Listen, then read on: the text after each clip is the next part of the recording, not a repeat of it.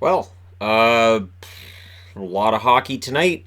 And then tonight's game between the Oilers and the Kings was delayed by the 1,000th game ceremony, which is great and fun, but it's inconsiderate. Because it means that my review is starting 15 minutes later, which means it posts 15 minutes later, which means people get notified and they go, oh, Shannon told me not to enable notifications. And yeah, so here we go. 13 games. Let's get her started with Boston at home against Buffalo.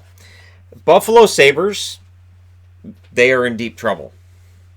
And tonight's game is a microcosm of why they're in deep trouble and why we are legitimately looking at the Sabres completely imploding.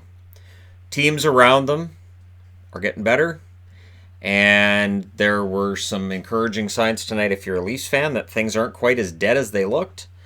And for Buffalo, well, they scored at 5:25. It's Ristolainen from Eichel and Olofsson. That's on the power play. So the good news is they score first. They get a power play goal. Their power play has been cold. Ristolainen, I believe that's his first of the season. A lot of positives. Not only that, but the Bruins were under siege after that goal. Couldn't get it out of their zone. The Sabres were ahead 12-0 in shots 9 minutes into the game. And at 10 minutes, it was 13-0. The Bruins completely asleep. I put that on the board. The Bruins were asleep to that point in the game. On their second shot, at 13:52, Marchand scores from Chara. Shortly after, pretty much right after, Wagner has a fight with Lazar, and Boston's awake. At 19:45, so with 15 seconds left in the period, Ullmark robbed Pasternak. But you could see, with a 1-1 tie after the first period, Buffalo kind of frustrated because they had dominated most of that period. Second period, the Sabres get a power play 5 minutes in. That didn't score. So after that first power play gets a goal, the power play would come up with 0 for the rest of the night. Bruins got a power play at 13 minutes, and it's Marchand, again, from Grzelcyk and Heinen at 14:45. Power play goal. And then there was a shorthanded break for Sherry on the next power play, which Rask robbed him. So the Sabres get a power play, and Tuukka Rask robbed Connor Sherry. So it's 2-1 in favor of the Bruins, and they had a much better second than they did in the first. And then in the third, the Bruins get an early power play, and they do what the Bruins do. They show the depth. Who needs depth? At 1:56, Pasternak scores from Bergeron and Marchand. Let me know if you guys have heard that scoring play before. It's 3-1 Boston, and this didn't feel like a game that should have been 3-1 Boston. It didn't. It felt like it should at least be tied. Buffalo had played well. Sabres got a power play. Evan Rodriguez had a fantastic chance that was denied by Rask. Rask made saves tonight, whether he had his stick or he didn't. May have had save of the year as well. Fleury had that, and I guess Rask watched that save by Fleury and went, I can do that. And then Middlestad ended up hitting the post. Bergeron had a breakaway. That missed. Now to make things interesting, Brendan Montour scored from Sherry and Dahlin at 12:58. That made it 3-2, and it tenses up a little bit. McAvoy then got in alone. He was stopped by Ullmark. I thought Ullmark had a decent game, but the Bruins held on and won 3-2.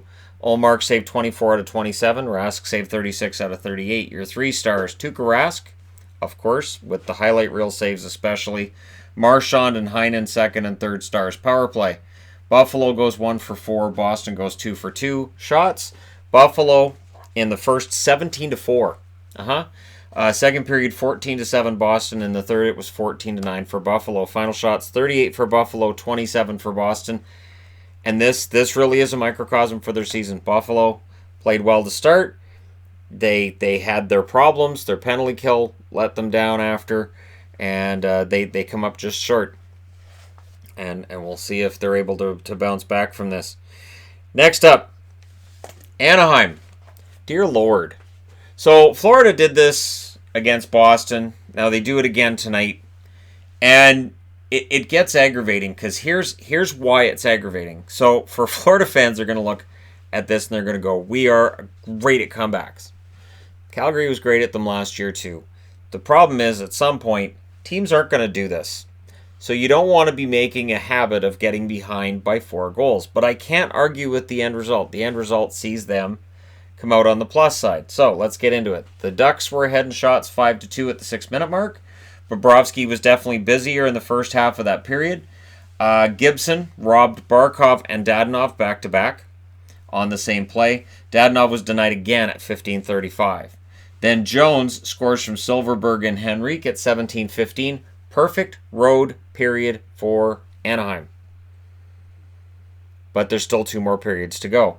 The Panthers got a power play taken care of by Anaheim, and that was the only power play that the Panthers got all night. Nick Ritchie, he scores from Kasha and Goodbranson at 7:17. The Panthers needed a comeback. I put that up there. The Cats need a comeback. However, they would take a penalty. Raquel would score from Fowler and Getzlaf at 15:50. It's 3-0. What could be better? 4-0. Kasha scores at 18:39, and it's 4-0 in favor of the Ducks. What happened?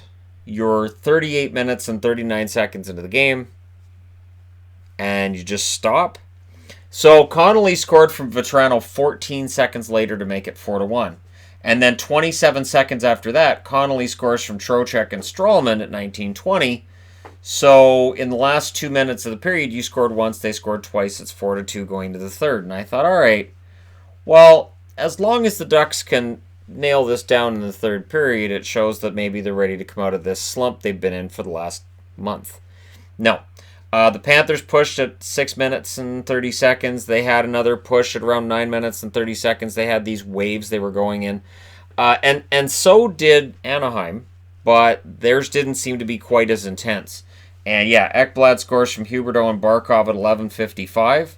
And I put Ducks holding on. Ducks are holding on. And you guys know how much I hate that. When a team has a chance to maybe bring the puck out and instead they just bank it off the boards and they just sit back and wait. And Tony Nato scores from Ekblad and Hoffman at 15:37. And yeah, that makes it 4-4. And then the Panthers went, oh, we can do better than that. So it's Toninato, right? Yeah. Panthers, that's one of those names that I go back and forth on, is Toninato. Or Tony Nato. No, I'm right the first time. Tony Nato. I just call him Tornado. Tornado just sounds better anyways. So the Panthers push for the lead. I'm surprised nobody calls him Tornado, to be honest, because it just works. It's a tornado out there.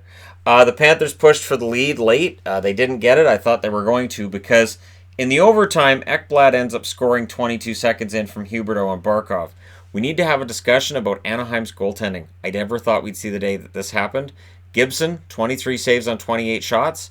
When they needed a save at the end of the second and in the third, it wasn't there. Now, I'm not throwing the goalie under the bus. Here's the thing. If it's not Gibson, if you can look at all 5 goals that were scored and say, well, Gibson couldn't got any of those, then that defense is Swiss cheese in front of them, and that's got to change. And the Ducks have been trying to make changes. They tried to bring in Spiza, to which the Jets said, yeah, we'll take him, thanks. They brought in Goodbranson, they brought in Delzato. I guess if they were Canucks and they were discarded by the Canucks, they get brought in. There are some issues in Anaheim, and they linger, and they're killing this team's chances at the playoffs.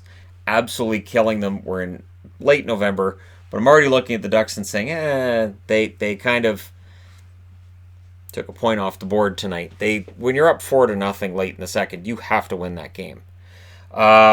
3 stars were Ekblad, Connolly, and Kasha. Bobrovsky saved 28 out of 32. He's kind of got a Grant Fuhr motif going on, where he doesn't allow the 5th goal. It's kind of become Bobrovsky. He's become Grant Fuhr. Grant Fuhr's in the Hall of Fame, so that's a good thing, right? Shots were 11-8 for Anaheim in the first and in the second. In the third, the shots were 11-10 for Florida, and then they got the only shot of overtime, and that's the shot that matters. Final shots 32-28 in favor of the Ducks. The Ducks were 1 for 1 on the power play. Florida was 0 for 1, so they didn't draw enough power plays, but Florida came back and won anyways. So, yeah, this to me is a low for the Ducks, and it's another high for the Panthers, but they've really got to stop falling behind like this. They have to, because eventually it has to stop. The comebacks have to stop eventually, right? All right, moving along. Penguins. Penguins win against the Islanders tonight. This one went into overtime. I want to see these teams face each other in the playoffs again because while Penguin fans may not be happy with the overall result, these teams are close.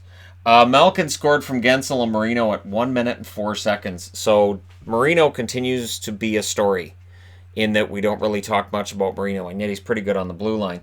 And it felt like that was the momentum boost to the Penguins. So the Penguins get the momentum, and these teams against each other, momentum shifts back and forth regularly. At 1 minute and 19 seconds, Taves went down pretty hard. Looked like he hurt his right leg. At 1 minute and 30 seconds, the Penguins get a power play. So you could be forgiven for thinking, okay, so the Islanders are completely hexed tonight, and they're going to lose this streak of 15 games with at least a point. The Islanders have been outshot 4-0 6 minutes into it. They had one shot in the entire game at 10.5 minutes. So they were getting handled pretty badly. The Islanders got a power play. The Penguins' penalty kill was really good on that one. But they would keep getting power plays, and that would be an issue. Mayfield would score from Barzal at 15-12. So that tied it up. And then in the second, it's Rust at 109. And that was kind of a big one right there because it made it 2-1. Gensel, Jake Gensel, he gets 2. I believe it was 2 for slashing. He had some words for the referee on the way to the penalty box. The referee went, all right, we'll make it 4. So he got 2, and then he got another 2 for not shutting up. You don't beak off at the referee. Depending on the referee, some of them will kind of turn the other way and won't really care. Some of them don't like that and don't put up with it. And in this case, it was a referee that didn't put up with it. And because that power play lasted 4 minutes, the Islanders did manage to score. Beauvillier from Brassard and Pulock at 11:38. That was 3 minutes into that power play. They had a lot of control on that power play. There were some really, really good saves by Murray, but eventually one of them gets in. The Islanders got another power play. Then the Penguins got a power play late. Going into the third period, it's tie game, because of course it is. These teams are very closely matched. The shot total stayed about the same. The Islanders got a late power play. And Nelson from Beauvillier and Barzal. So there you go, that vaunted penalty kill. And the thing is, this was their 7th power play of the game. Can't take that many penalties. It was a 4-on-4 with 2 minutes and 18 seconds left. And then something funny happened. In and around this, McCann was sent off the ice. And he went, oh, okay. So with like kind of the, well, you're done for the night. So it looks like he went to hit the showers. So they took Zach Trotman and sent him off to get him. Trotman comes back. He's kind of like, ugh. And you see the coach like, what? So it looked to the announcers like McCann felt he was kicked out of the rest of the game. And he's like, okay, got a 10-minute misconduct, fine, whatever. He didn't. That didn't happen. So it sounded like McCann got his gear off and went and hopped in the shower. There's not enough time to come back. They stopped the game for a while to let this happen. And then there was a late goal that was under review for the Penguins, but it counted. Hornquist from Malkin and Dumoulin at 19:30. And I've noticed this. Announcers get confused when it's an automatic review in the last minute of the game. And you'll hear, oh, it looks like they're challenging. No, there's no challenge. And they catch themselves usually halfway through. They're like, oh, this is mandated. So somebody in the rear is telling them, it's not a challenge. In the overtime, that meant there was 16 straight games with at least a point for the Islanders. And Nelson would score from Barzal at 4:16. We didn't have a shootout tonight. I like that. So 4-3 in the overtime. The Islanders, they allow the first goal. They win the game. This was a game, again, of large momentum shifts here and there. Murray saved 20 out of 24. Greiss saved 23 out of 26. Your 3 stars are Nelson, Beauvillier, and Barzal. Power plays, Pittsburgh goes 0 for 3. Islanders went 2 for 7. Shots, 8-5 in the first in favor of Pittsburgh, 10-9 Pittsburgh in the second, 9-8 in favor of the Islanders in the third, and then in the overtime, the Islanders get the shot that matters, that only shot. And your final shots are 26-24 in favor of Pittsburgh. So we'll see if the Islanders can make it 17 in their next game. Flyers. This was a fun back and forth game. Now for Carolina, a lot of the concerns I've had came out again tonight. Inconsistency, too many momentum swings, and goaltending. Goaltending absolutely a concern for me when I watch Carolina games. So Aho scored from Teravainen and Pesce on the first shot of the game at 3 minutes and 23 seconds. So that's not a good start for Elliott. Voracek took a penalty. Canes go to the power play. And at 4:43, it's 2-0. Teravainen from Svechnikov and Dzingel. 4.5 minutes into the game, 2-0 score for Carolina. That should be, at home, a good argument for them winning the game. However, the Flyers got a power play. Didn't score on that one. However, Giroux would score from Konechny at 6:31. The Flyers get another power play. They scored on that one. Provorov from Giroux and Konechny at 13:14. Yeah, Giroux and Konechny had pretty good games tonight.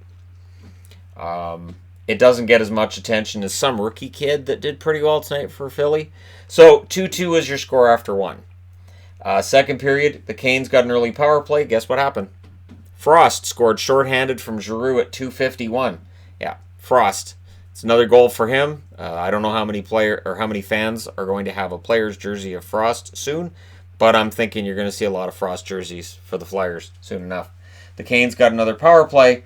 Then the Flyers got one last minute. There were a lot of power plays back and forth to that stage of the game, but the Flyers keep that 1-goal lead going into the third period. In that third period, Wallmark scores from McGinn and Edmondson at 3:24, and I thought, okay, so the Canes come back and tie it. We're probably going to go to overtime. Not a game on this first board, you'll notice, got out of control. There wasn't one that was really lopsided. So I had to pay as much attention to these games down the stretch as I could. The Canes got a power play after Giroux scored from Frost and Konechny at 11:16. So it was 4-3. The Canes get a power play. They didn't score on that one. And then with 6 seconds left, Hayes scores from Raffle into an empty net. Hopefully that gets Kevin Hayes going. Hayes has been really, really cold offensively. Maybe that'll get him off the snide. Elliott saved 33 out of 36 in the 5-3 win. Mrazek saved 18 out of 22. 3 stars are Giroux, Frost, and Teravainen. Shots, 11-7 Philly in the first, 19-4 for Carolina in the second. Yeah, that's an issue. That they only got 4 shots, did Philly, and one of them went in, and that was a shorthanded goal. 10-8 in the third in favor of Carolina. Your final shots, 36-23 for the Canes. Power plays, the Flyers go 1 for 3, and Carolina went 1 for 5. So Carolina, there are some issues with the Carolina Hurricanes. And again, I know they run a winning streak coming into this. There are still some concerning things I see when I watch Carolina games. Same as with Florida. You can't, these big shifts in momentum are an issue, and we'll see whether or not they can clean that up. That being said, I now need to change boards. If you want to talk about momentum swings, let's talk about Detroit and Columbus. And Detroit not quite getting a point tonight. Detroit, I get the feeling they're going to be 31st in the NHL. A lot of the bottom feeders in the NHL have started putting some points together, and it feels to me like Detroit's going to end up being the team that gets to lag behind. Texier scored from Jones and Atkinson at 5:37. However, Bertuzzi would score from Mantha and Bowie at 12:06. Bertuzzi had a very good game. The Wings then got a power play, and Jimmy Howard made a fantastic save 18 minutes through that period. Columbus got a power play. Didn't score on that one. Then in the second, they get a power play early. They would score on that one. Atkinson scores from Jones and Werenski at 4 minutes and 30 seconds. Then the Wings get a power play. Their power play was unsuccessful tonight. That being said, late in the second period, it's Hronek from Fabry and Athanasiou at 16:03. Then it's Glendening from Nielsen at 16:47. That's a shorthanded goal, and that's Nielsen's first point of the season. Maybe that'll get Franz Nielsen going a little bit. Third period. So Columbus comes into this period down 3-2. And at the end of that second period, Tortorella was off the bench fast. He was not impressed with what he was seeing through 2 periods, and I'm sure he let them know that. In the third, they get a power play. They didn't fail on that one either. Bjorkstrand scored from Nyquist and Dubois at 7 minutes and 40 seconds. Power play goal ties it up. And then a minute later, Jenner from Bjorkstrand and Gavrikov at 8:43. And what you'll notice, if you look at those 2 goals, you look at those highlights, they're both shot high on Howard. And it feels like teams kind of have a book on Howard. Howard's numbers have not been good over the last, I'll say, month. And it feels like teams kind of have a book on where to shoot on him. Robinson would then score his third for Werenski and Wenberg at 13:49. The Wings tried to answer. They pulled the goalie. Bertuzzi would end up scoring from Cholowski and Athanasiou at 16:46, which may have made them think, all right, we're close. We're only behind by one now. But in the end, it's not to be.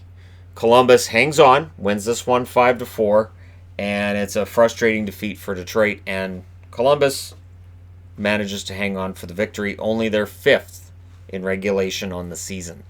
Howard saved 32 out of 37. Korpisalo saved 22 out of 26. Your 3 stars are Bjorkstrand, Jenner, and Atkinson. Shots, 17-11 Columbus in the first, 10-6 Columbus in the second, 10-9 Columbus in the third, for a total of 37-26 in favor of the Blue Jackets, who were 2 for 5 on the power play, contrasted by Detroit being 0 for 3. Yeah. So Detroit, if they'd scored a power play goal, if their penalty kill had been a little better, we'd be talking about Detroit stealing a game in Columbus, but that didn't happen tonight. So Columbus, they stay in the hunt. They stay in the hunt when it comes to the whole idea of getting back into the playoff race. And with back-to-back wins now, we'll see where they're at on Saturday when it comes to that board. I'm looking at the people like, can we see the power rankings? Where is everybody in the power rankings right now? Who's 31st? All right. Moving along. Calgary. I know. Flames fans are going to be like, you can skip us. We're okay. While Blues fans are going to say, no, you tell us what happened. What happened here is the one really lopsided game of the night. I know the one next to it looks really lopsided, but that was a special teams nightmare. This one is lopsided, and yet the shots tell you it wasn't.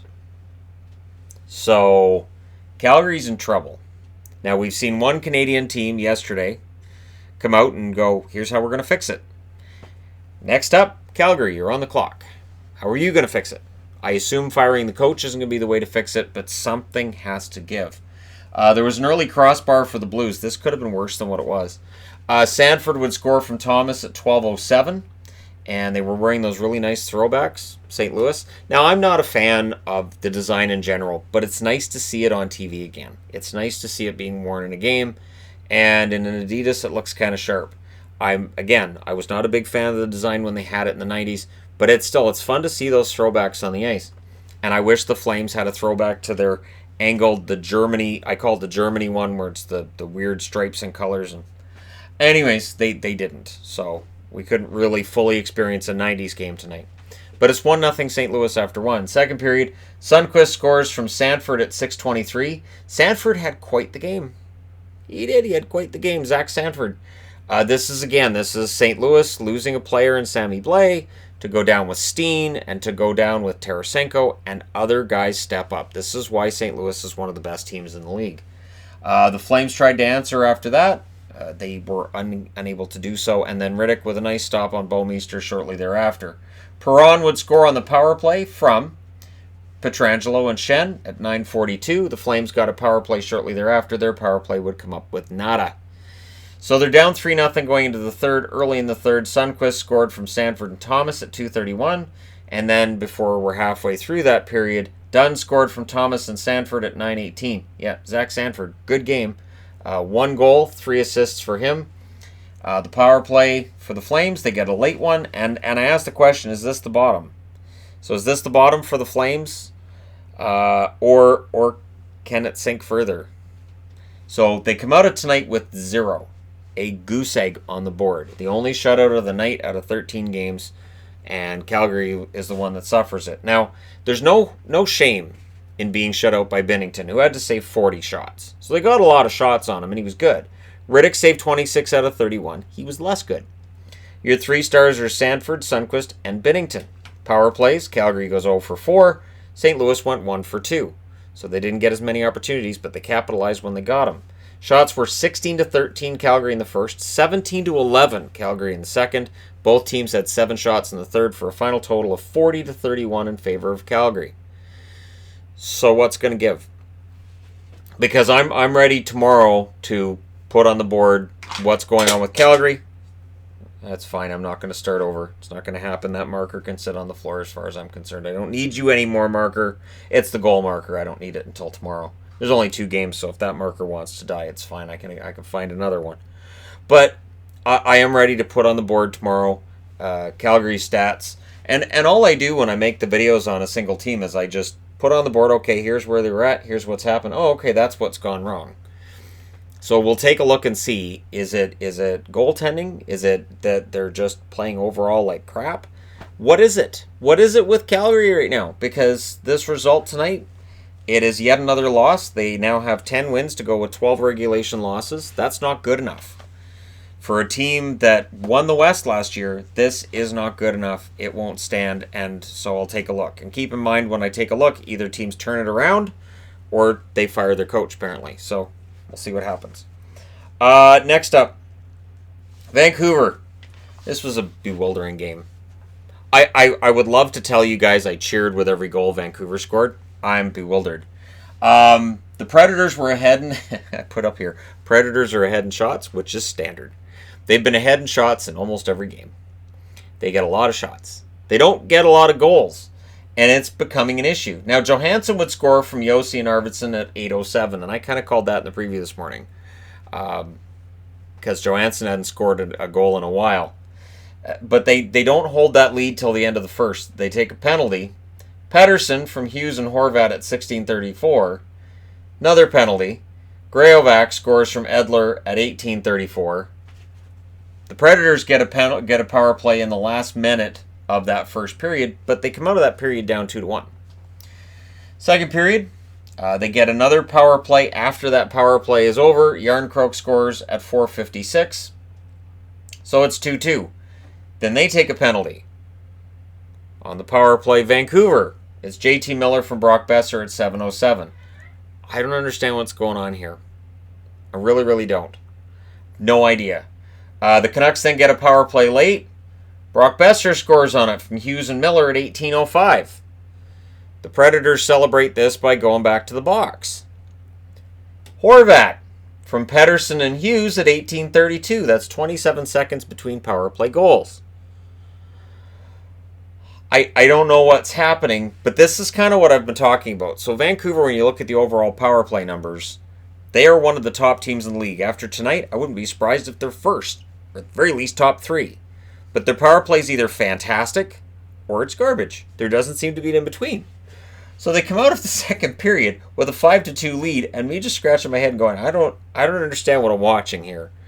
A third period. Saros started the third because Rinne can't stop pucks right now. Let's be completely honest.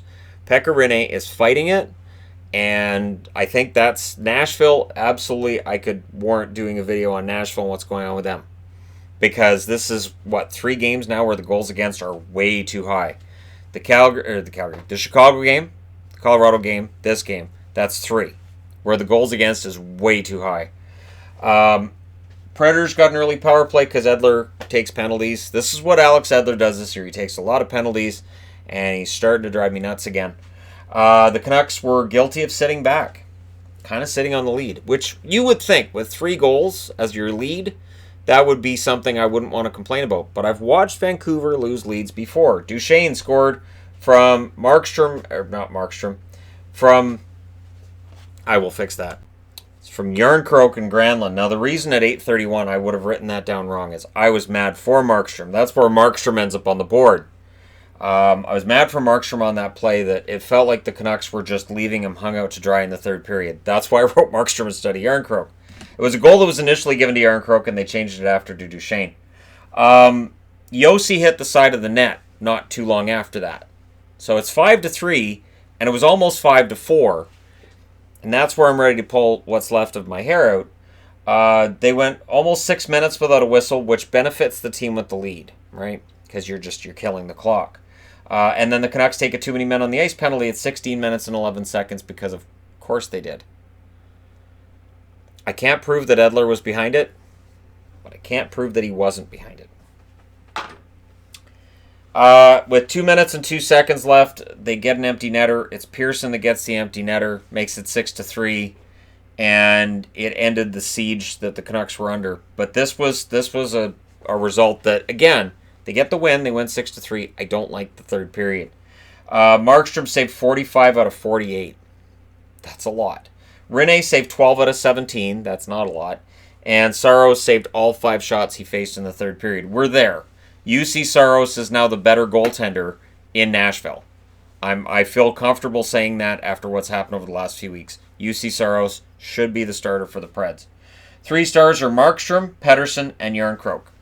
So if you're born on this side of the pond, you're not allowed to be one of the 3 stars in this game. Power plays, Vancouver went 5 for 6. 5. Whereas Nashville went 1 for 6. Shots, 10-8 Nashville in the first, 16-9 Nashville in the second, 22-6 for Nashville in the third. I'm not lying about Vancouver sitting back and making me angry. Final shots were 48-23 in favor of the Predators. And yeah, the Predators outshoot an opponent by a lot, and they lose. Again. So there is some serious problems going on with the Nashville Predators, a team that prides themselves on not allowing goals, and they've been allowing a lot of goals lately for a team that prides themselves on defense. All right, moving along. Colorado. They went into Minnesota tonight, and I've got to say, Minnesota Wild, this was a great game played, especially in that third period. Now, in the first, the Wild get a power play at a little bit after the half. The Avalanche were being outshot by about a 2-1 differential, but it was scoreless after 1. And Grubauer, you get the feeling he might be in line for stealing 1 in Minnesota. In the second, there was an early 4-on-3 for the Wild. There was some power play here and there. And Zuccarello would score on a power play from Koivu and Suter at 1:48. And then they'd score again less than a minute later. Greenway from Cunnin and Eriksson. However, after that, the Avs get a power play and they start pushing back. Cale Makar, pretty good player. He scores from McKinnon and Burakovsky at 14:19. He then scored again from Burakovsky and Girard at 18:49. So, Minnesota 2, Cale Makar with 2. After 2. Third period, the Wild started the third with a power play. Then the Avs got a power play at around the 4-minute mark. However, it would be Zucker that would score from Stahl and Suter at 9:58. And it was one of those ones where Grubauer thought he had it, or at the very least, he thought there was going to be a whistle. The puck's actually on the line, and when he brings up his pad and you see that he didn't have it, the referee didn't have to blow the whistle because he didn't have it. Zucker ends up plugging it across the line as soon as he sees it's right there. Easiest goal Zucker will ever score. And I thought the Wild were outplaying them in the third period for the most part. I know the shots don't really show it, but I thought the Wild had a very good third period. And then the quote of the game for me was, because the guy said it twice, that Ryan Hartman averages 14 goals a game. Now I was thinking, you probably mean 14 goals a season. And your cohort's not correcting you on this. Then he said it again. So yeah, Hartman, he can score. He averages 14 goals a game. And I started thinking about how quickly Gretzky's record must be falling, how Ovechkin's nowhere near as good as Hartman. It was strange that he said it twice, and nobody corrected him. Somebody in a production truck might have been yelling, I don't know, but nobody corrected him. I thought it was strange. The Avs call a timeout with 1 minute and 47 seconds left, and it's for naught. Alex Stalock, he might be stealing the job from Devin Dubnyk. 25 saves on 27 shots. He doesn't get one of the 3 stars. I would have given him one of the 3 stars personally. Grubauer saved 28 out of 31. Your 3 stars are Suter, Makar, and Eriksson. Power plays, Colorado 1 for 2. Minnesota 1 for 4. Your shots, 11-6 Minnesota in the first, 13-10 Minnesota in the second, 11-7 Colorado in the third. Final shots, 31-27 in favor of Minnesota. Again, I thought Minnesota had a good third, even though that shots total will tell you Colorado had the better of the play. But there you go. I now need to change boards again. So, is Tampa back? Are we going to see consistency out of the Tampa Bay Lightning? I would imagine they play on Saturday. There's 14 games on Saturday. We'll see where they come out on that side of things. But tonight, they look pretty good. They were out to a 5-0 lead in shots 2.5 minutes into this game. So they come out of the gate flying. which you have to do against Chicago, and don't let up, because Chicago is so dangerous. The Hawks got a power play at around the 13-minute mark. They wouldn't score. Tampa Bay would get a power play. Sergachev would score from Gord and Maroon at 16:10. Believe that's Sergachev's first goal of the season. Again, on the power play. So it's 1-0 Tampa after 1. Second period. A lot of back and forth. Pretty even play. Then the Hawks get a late power play, and it was a very solid penalty kill by Tampa Bay.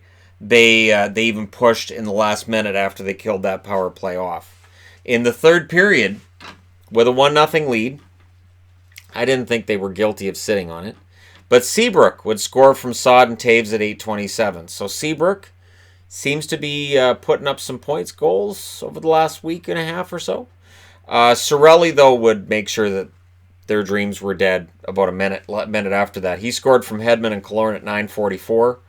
That was a defensive breakdown by the Hawks. You can't make turnovers like that, even though you're not looking at the best players. Then the breakdown where Palat gets the puck on a turnover and passes it off to Point for the easiest goal Braden Point's going to score in his career at 12:23. Yeah. So Point from Palat at 12:23, that made it 3-1. Now, the interesting thing is Tampa Bay's doing this without Stamkos. They dressed 11 forwards and 7 defensemen in this game, as did Chicago. With Stamkos on the bench, but not playing since the first period, that means they were running with 10 forwards. So shorter shifts, switching lines up, and playing pretty well considering no Stamkos. The Bolts got a power play at 14:52. That would be unsuccessful. Again, never count out Chicago. Strome scored from Shaw and Kane at 17:17 because Patrick Kane in the third period kind of reminds me of John Elway with Denver back in the day, where you'd be like, okay, Broncos are down by 2 touchdowns. This game should be over. And then in the fourth quarter, they'd score 3 touchdowns. You'd be like, oh, all right, so Elway. And Kane, to me, kind of reminds me of Elway.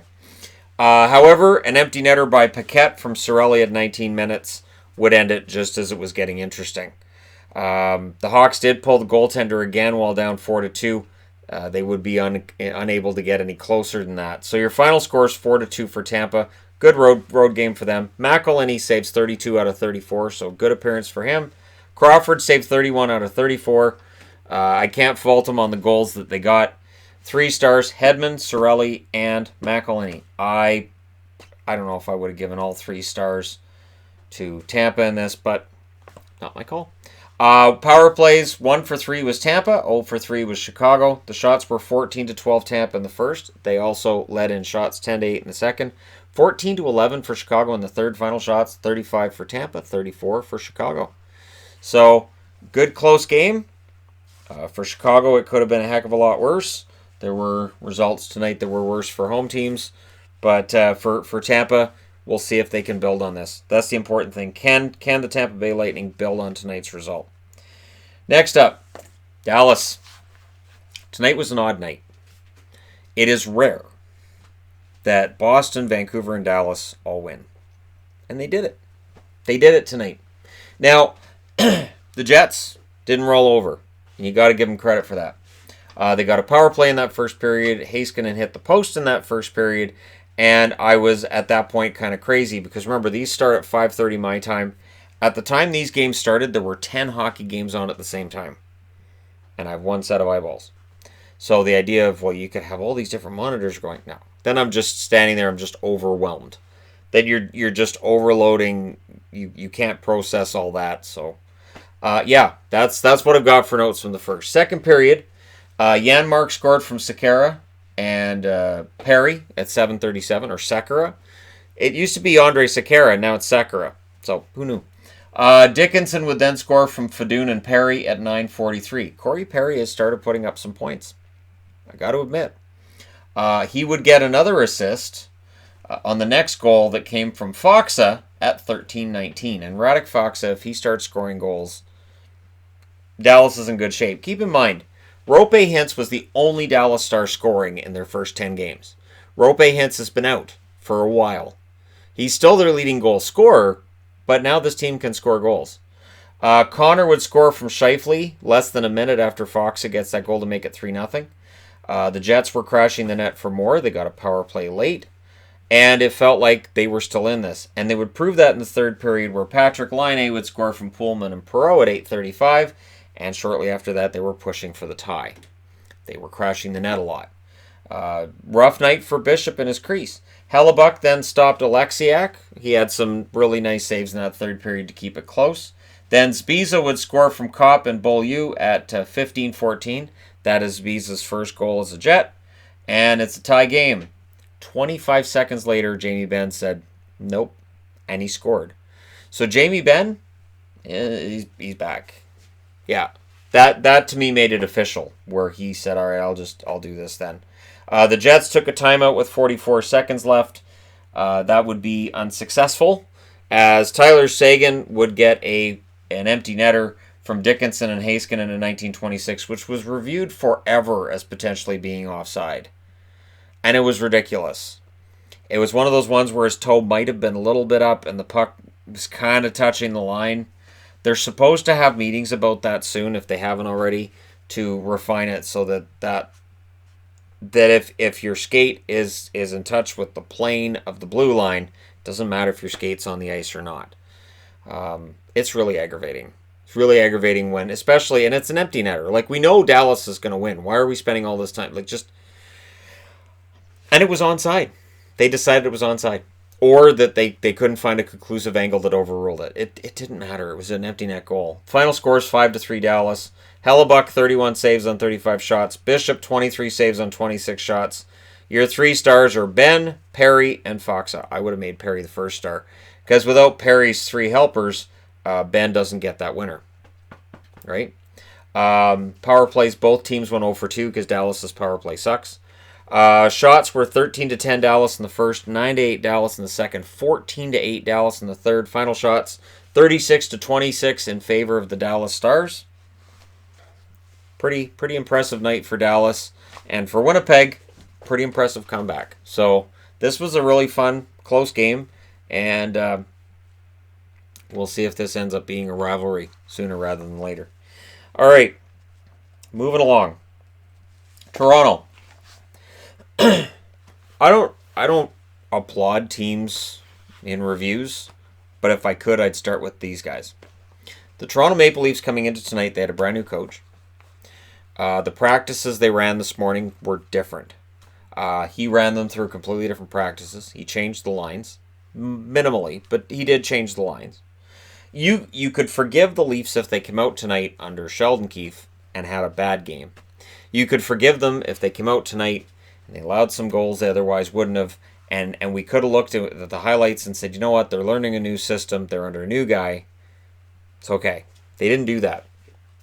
Barrie, in the last minute of that first period, gets his first goal as a Maple Leaf from Mikheyev and Muzzin. Then they interviewed Tyson Barrie after that period. And I watched that interview. He seemed happy and upbeat. They talked to him about being on the first unit for the power play, and he seemed excited about that. They hadn't had a power play yet. And ironically, they didn't have a power play tonight. So we're still not sure how their power play is going to look under Sheldon Keefe. But the happiness from Barrie, it's what, 2 days ago they interviewed Barrie and he looks like he's miserable, like somebody shot his dog. Like, it's just, the difference between Barrie 2 days ago and now is huge. So it's 1-0 Toronto after 1. Second period, the Leafs pushed at the 3-minute mark. Kemper denied Tavares. Tavares in close. Darcy Kemper, I thought, played a very good game tonight. And it looked like just the way the Leafs were playing and the way they were on the bench. They're showing them talking to each other during the game, and the coach interacting. And it to me looks like a team that's relieved that it's over. So whether it was these guys don't like Babcock, the rumor is 90% of the room wanted Babcock gone. I'm 90% sure that reporting is because where's the source, and then we're left speculating on who the 2 Maple Leafs were that wanted him to stay, which who cares? Like, I don't actually think that they did a poll after he got fired and that the guys went, I'm glad he's gone, and then there's 2 guys going, I'm not. And it was, okay, Tavares, okay, Riley, you guys don't get a vote next time. Like, that's not how it works. So, the The Leafs tonight played, though, like a team that was happy that a change has happened. Gauthier had a shot that deflected over the net. It looked really dangerous, too. That almost ended up in the net. Deflected off Kemper and then kind of over the net. Engvall then gets a goal shorthanded at 16:49. I didn't put it on the board, but this is his first NHL goal. It's scored shorthanded, and he's the first Toronto Maple Leaf to do it since the 1960s. I want to say the mid-1960s. He's the fourth Toronto Maple Leaf in their history to do that. So it's 2-0 for Toronto after 2 in Arizona. Like I said, you got to applaud them for this. Third period, first minute, Austin Matthews from Nylander and Mikheyev at 48 seconds. And that's it. Toronto did something tonight they've had trouble doing this year. Looking confident and composed. And playing really, really well with a lead. And not only that, playing with a lead. Scoring the first goal has been a problem for them all season. So this was amazing. Hyman almost made it 4-0. Very, very close. And it looked to me like the Leafs were really enjoying themselves on the ice. What a difference. The Coyotes got a power play at the 8:15 mark. The Coyotes got another power play after that. It just wasn't going to happen. The penalty kill for Toronto was really on point tonight. Engvall's shorthanded goal being an example of that. Garland then lost to skate blade. And it reminded me of, the recent conversation about Calvert and getting hit with a puck and getting hurt. Garland losing a skate blade means you're playing shorthanded. Because if you have one skate blade and one that's not, you can't skate. So it looks like the guy's hurt. He's not hurt. He just doesn't have the blade. And then he has to kind of hop on one foot over to the bench. They don't blow the play dead. That's not how it works. So he gets over to the bench. No harm, no foul. It was just worthy of putting on the board. Hinostroza then got a goal from Dvorak and Osterley at 19:43 because Anderson wasn't allowed to have a shutout. This would have been absolutely perfect if Anderson had got a shutout in the first game for Coach Keefe, which he won, but they didn't get the shutout. So there may be some Maple Leafs tonight that are saying, man, we should have got Freddie that shutout. That would have been great. But either way, they win 3-1 in Arizona, which has not been easy to do this year. Beating Arizona is difficult. And they kind of beat Arizona playing their game. Anderson saved 30 out of 31. Kemper saved 29 out of 32. Your 3 stars are Freddie Anderson, Austin Matthews, and Engvall gets on there as well. Shots 13-11 for Arizona in the first, 14-10 Toronto in the second, 8-7 Arizona in the third. Final shots 32-31 for Toronto. They didn't have a power play, but they killed all 3 power plays for the Arizona Coyotes. What a game. Seriously. Very, very impressed with Toronto tonight. It's one game, and you take it with a grain of salt. You're like, all right, it's one game. You can't, but you know what? This felt important. We'll see how they do in Colorado after this. This to me felt like it was a really important game for them to go out and go, hey, we're going in a new direction. We're not falling further out of this. Moving along. Speaking of not falling further out of this. So San Jose and Vegas, I had the Mortal Kombat thing up here. We had a total of 10 penalty minutes tonight. 10. In its entirety, and no, it wasn't a fight. There was so little fight in this game, and I was thinking, so is the Mortal Kombat thing just going to be like one of those stickers I put onto a game, and every time I put that on a game, nothing's going to happen? This was only the second time in the regular season that Vegas has lost at home against the San Jose Sharks. 5.5 minutes in, I put this up here, 5.5 minutes into the game, there were no Vegas goals. I thought that was noteworthy because Vegas scores early and often against San Jose in Vegas. So I thought the fact that it was scoreless through 5.5 minutes was important. Vegas had a power play around the halfway mark, and throughout most of that period, they had more than twice the amount of shots that their opponents had, and in fact, at the end of the period, they still had more than twice the shots than did San Jose. And I was like, all right, well, it's only a matter of time because San Jose's goaltending isn't very good. But tonight, right? So second period, Timo Meier scores from Gambrell at 1 minute and 26 seconds. So with them being outplayed in the first period, they come out in the second and they capitalized right away. Šimik then broke up a really good chance for Pacioretty. Vegas got a lot of pressure on them at around the 7.5 minute mark. And the shots were 21-8 at that stage of the game in favor of Vegas. So it was frustrating for Vegas to see that they were up so much in the shots. They were behind 1-0. San Jose then took him too many men on the ice call. Fleury robbed Meyer after that power play was killed off. The Sharks then got a power play. There was a last-minute 3-on-2 for the Sharks, which was repelled by Vegas. And in 2 periods, we had 6 penalty minutes. We'd have 4 in the third. So there was a huge spree of penalty minutes in the third period. If you average 3 minutes for the first and second, there was 4 in the third. Third period, Schmidt got a stick in the face from, I believe it was Couture. It was on a follow-through. So if you're winding up to take the shot and you clip somebody in the face, it's a penalty. If you clip somebody while you're following through on a shot, it's not. Now, the odd thing is he didn't actually contact the puck, but it was still a follow-through motion, so I could see why it wasn't called, but the fans weren't happy about it. The fans were very upset because Dan O'Halloran was calling this game tonight. It didn't make a difference. It really didn't. The Vegas did get a power play shortly after that one. Pacioretty had a close call, almost had a goal at 3 minutes and 30 seconds, and then they would get a power play afterwards. Burns, after the penalty was over, kind of lost his stick. It got thrown into the corner. Again, I noticed these things when a guy loses his stick, but unlike a few weeks ago, we're not seeing it happen as often, and we're not seeing goals come out of it as often as we did a few weeks ago either. So there was no goal on there. Dell made a really nice save on Marchessault. Vegas then put on a ton of pressure around the 9-minute mark, and you felt this was coming, and it did. McNabb scores from Carrier at 9:42. So all that pressure paid off. It was 1-1. And you're thinking, is this when the dam bursts for San Jose? And no. The Sharks got a power play, and Fleury was fantastic during that power play. And I thought it was really important the Sharks at least get a point tonight. They can't afford to lose this one in regulation against Vegas. The Sharks were kind of holding on a bit late, and then Schmidt hit the post. I believe it was Schmidt's shot that hit the post. But we go to overtime. And then Erik Karlsson gave Sharks fans everywhere a heart attack as he fell down. He tripped over himself and fell down. And thankfully, Aaron Dell made the save after that play. It went back and forth. Couture ends up on a breakaway. On that breakaway, he scores from Vlasic at 3 minutes and 20 seconds in a wild back-and-forth overtime, and San Jose wins in overtime against the Sharks. Or against Vegas. Normally, San Jose beats the Sharks in Vegas because they beat themselves in the first 5 minutes. Dell saved 37 out of 38. Fleury saved 27 out of 29. Your 3 stars, Couture, McNabb, and Reeves. Aaron Dell's your 3rd star tonight from me. I could even argue he should have been the 2nd star. I could argue that Fleury belongs in there as well. That both goaltenders played excellent and should have been in the 3 stars with Couture. That would be my argument.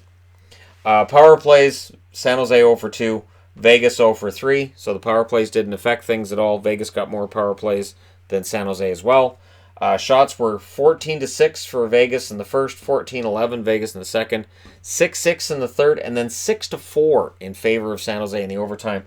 Final shots 38-29 in favor of the Vegas Golden Knights, who lost the game. So, shot leaders tonight. It sometimes told you who was going to win, and sometimes it didn't. So, that being said, I need to change boards one last time. This is one of those games. The Oilers have had these lately, and I don't know what to make of it. They will usually bounce back. I fully expect Edmonton in their next game. They bounce back, and this is forgotten. So you don't want to be alarmed by it. You don't want to look at this result for Edmonton and say, oh, well, that's it. They're going to fall now. Because usually when this happens, their next game, they come out and they win it. Usually like 4-1 or 4-0. Toffoli scored from Carter and Doughty at 1 minute and 32 seconds into the game. Doughty had a very good game. And that was the game's first shot. The shots were 7-1 in favor of the Kings at the 7.5 minute mark. The Kings got a power play near the halfway point, wouldn't score on it. However, Kopitar scored from Brown and Doughty at 14:21. And that was a tough one because the Oilers were garnering some attention. They were getting near the net and they were getting some shots. The Oilers got a power play. Darnell Nurse had a nice shot that just dribbled wide. It went through, Quick kind of saved it, and then went through him, and then it dribbled wide, and it looked like it might go in, and it didn't. And then with 3 seconds left, Jeff Carter scored. to make it 3-0, and all I wrote was oof underneath Carter's name, because that's a killer. You go behind by 3 with 3 seconds left. That's a killer, unless you're against Florida, in which case it just makes Florida angrier. Second period, 38 seconds into that second period, Connor McDavid on a steal ends up scoring a goal, and you're thinking, all right, here we go. The Oilers are making the comeback, and they don't. The Kings end up getting a power play. The Oilers killed that, but the Kings had an edge in play coming out of that. So despite allowing that early goal to McDavid, the Kings played an excellent game. Again, this is one of those games where if you just watched it in a vacuum, unaware of the standings, you wouldn't come out of tonight's game thinking, well, the Kings must be near the bottom of the league. Amadio scored from Prohorkin and Doughty at 11 minutes and 16 seconds. That made it 4-1. That was challenged for interference. It wasn't goalie interference, so that failed. One of those rare fails this year. And yeah, from there, well, Jujhar Khaira got hurt blocking a shot. I don't think he came out of the game, but he got hit. I think he got hit in the shoulder, in the arm. Anyways, he blocked a shot. The Oilers got a power play. Their power play tonight only had 2 opportunities, didn't score. Third period, there wasn't really a whole lot to report on. The Kings just kind of killed it, and it felt like the Oilers kind of accepted their fate in that third period. Toffoli would score when the Kings got a power play late at 17:01 from Carter and Amadio. So Amadio with a goal and an assist. Carter, a goal and 2 assists for him. Toffoli had 2 goals tonight. Carter's starting to get the offense rolling again. And it's weird because tonight was game, I think it's 1,002 was how many he's played coming out of tonight's game. And it looks like hitting that 1,000 game mark has got him playing better. And the Kings are playing better. And it's worthy of note, without Kovalchuk, their record's pretty good. Pretty good record without Ilya Kovalchuk. So there's absolutely no reason right now for Todd McClellan to even consider putting him in the lineup. Smith saved 9 out of 12. He was out for the second and third. Koskinen saved 16 out of 18. Quick saved 25 out of 26. Jonathan Quick is getting better. 3 stars are Doughty, Toffoli, and Quick. Power plays, Edmonton 0 for 2. LA 1 for 6. Shots were 13-12 Edmonton in the first, 10-6 LA in the second, 8-7 LA in the third. Final shots 30-26. And interestingly enough, LA is 15-1 in their last 16 games at home against the Oilers. And the goal differential is crazy in favor of the LA Kings. I don't know why Edmonton can't win in LA, but that continues to be a thing tonight. So maybe this game you just take it and you just throw it away, and your next game you end up winning it. We'll see what the Oilers do, and we'll see what the Kings do. Because the Kings, every now and then they flirt with relevancy, and right now it looks like they're doing that again. And maybe they can get back into this.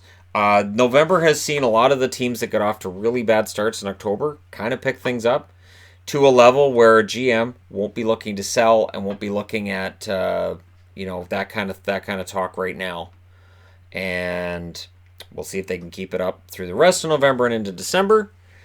But let me know what you guys think in the comment section below regarding tonight's games. Don't forget to hit like and subscribe if you're browsing your way through. You just happened upon this video.